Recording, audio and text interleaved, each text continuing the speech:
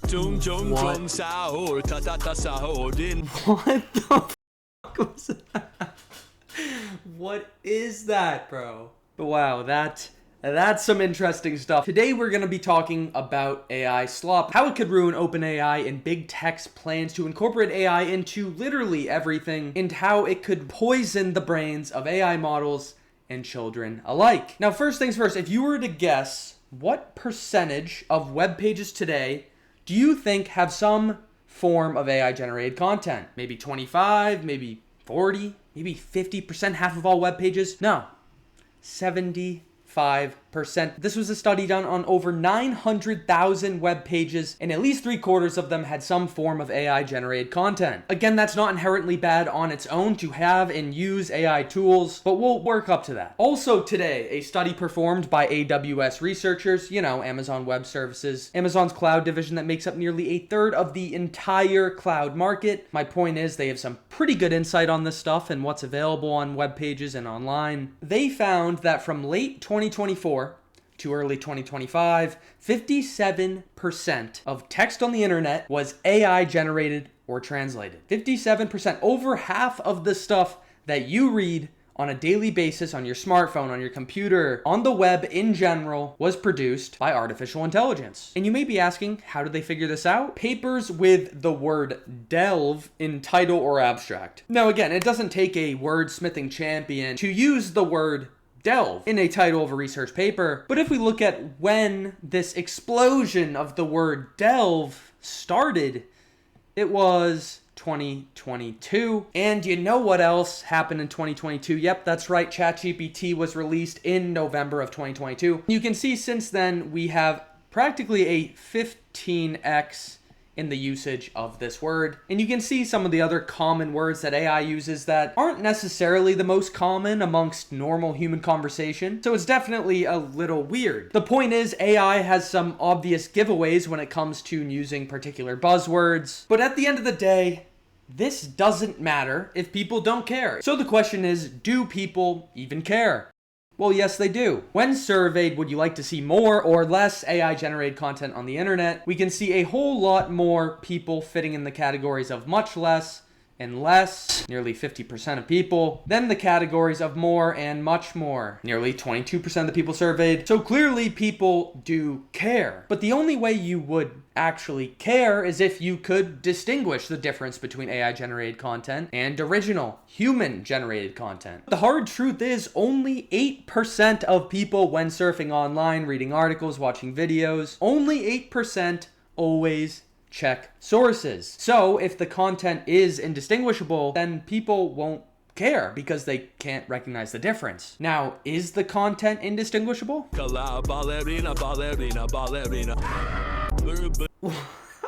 What is that? Shit, it's 400,000 views.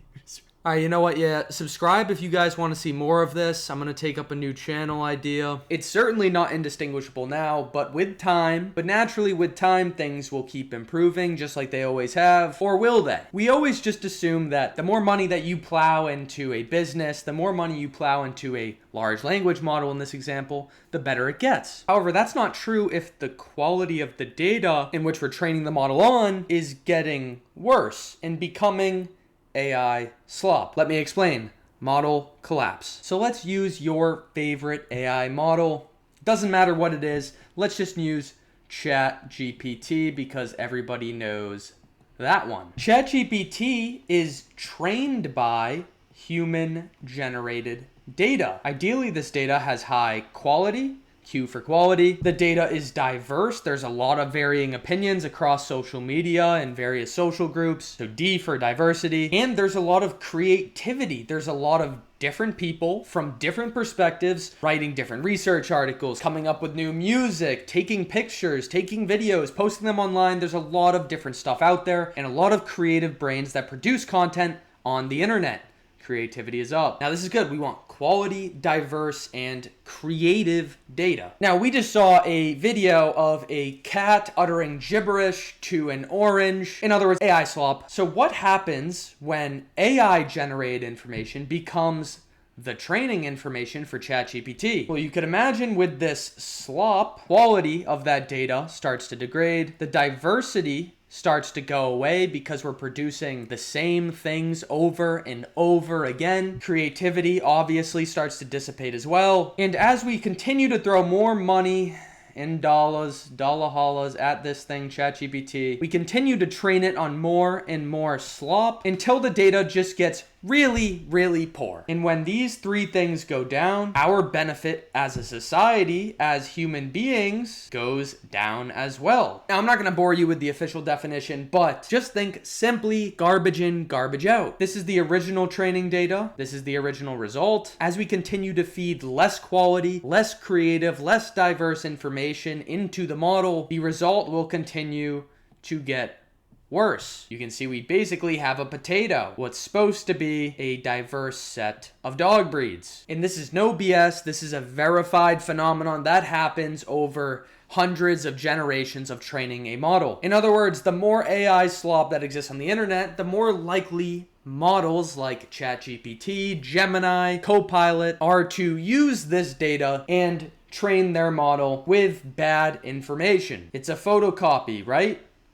As we photocopy the same thing over and over again, what we produce really is no value at all. So let's sum up what we've talked about so far. People aren't going to be happy because the information that they're relying on is heavily inaccurate. Big tech companies aren't happy because they're plowing tons and tons of money into a model that's actually degrading in performance. Gamers aren't happy as platforms like Fortnite and Roblox are literally just copy and pasting viral games from platforms like Steam onto their platforms through cheaply generated AI assets. An example right here, viral game in Peak, straight up copy and pasted with AI slop on the Roblox platform. Popular franchises and games are looking to cut some corners and save some money by generating assets with AI. We all know the 6-finger problem, right? It seems AI generated humans, or in this case zombies, have 6 fingers. The same here. We have plenty of fingers on this hand. So it's clear even these massive gaming franchises like Call of Duty are using AI generated assets to save some money during development and ultimately create some more profit on the back end. We have websites using AI generated advertisements to push events that aren't even real. There was a Pakistani website advertising a Halloween party, I think it was in Dublin, and you have hundreds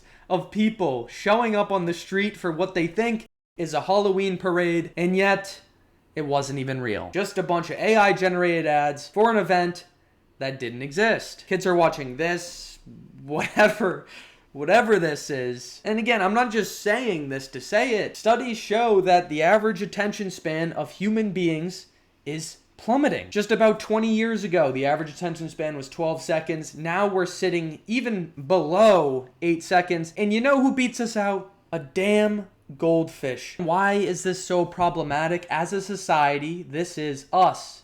This is human beings, society. We rely on AI to give us information. Whether you like it or not, that's what happens. If you use Google search, you know what I'm talking about. Gemini is probably what you're going to for your information. And as we talked about, if information online is becoming more and more synthetic, in other words, AI generated or AI slop like, then these models will continue to learn off of that poopy information. And if they take in more and more of that bad information, the quality of these models goes down. And you can see this cycle, right? As AI generated information continues to be the dominating source online, the quality of the data that the AI models can use to be trained is simply going to degrade with time. And to really bring the point home, the more and more humans, and especially children in the primary education system, continue to rely on AI to help them with different assignments, to answer various questions they have in their early life, the more important it is that that information is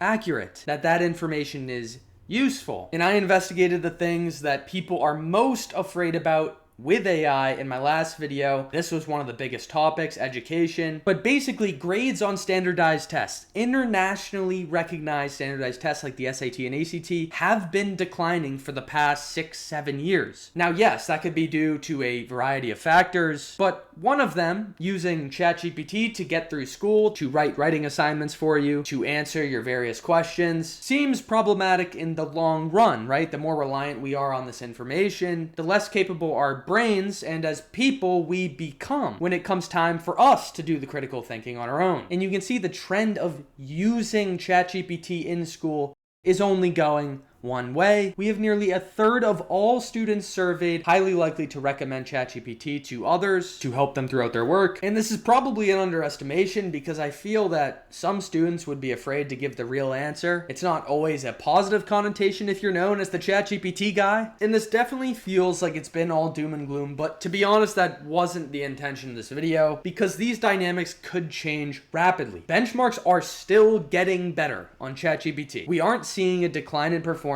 yet, but like we talked about, as AI generated information continues to take a bigger and bigger share of all the information, all the training data available on the internet, and creative, diverse human perspectives continues to take less and less of that share, we could see that being rather problematic. However, there are ways and there are steps being taken right now to prevent the takeover of AI slop across the internet. One of the best ways, keeping humans in the loop to correct training data before it's actually fed to the model. And this is actively being done by projects like Outlier, and I believe Remo Tasks is another one. Basically, you're an AI slave. You rate and correct the response that the AI model actually produces, and you're paid for some cheap labor. And there are other ways to prevent AI slop takeover, like labeling all AI generated data instead of relying on, these buzzwords that don't sound very human-like. And lastly, ensuring that the source data is diverse. Again, we talked about that at length at this point. Investment in these preventative measures is becoming greater as the issue is getting clearly more apparent. Do you watch any brain rot? I know this video here, I cropped out the amount of views, but I think it was greater than 1 million, and they have over 600,000 subscribers. What do you think about it? Do you learn anything? Is it valuable to you? Do you think this is a cycle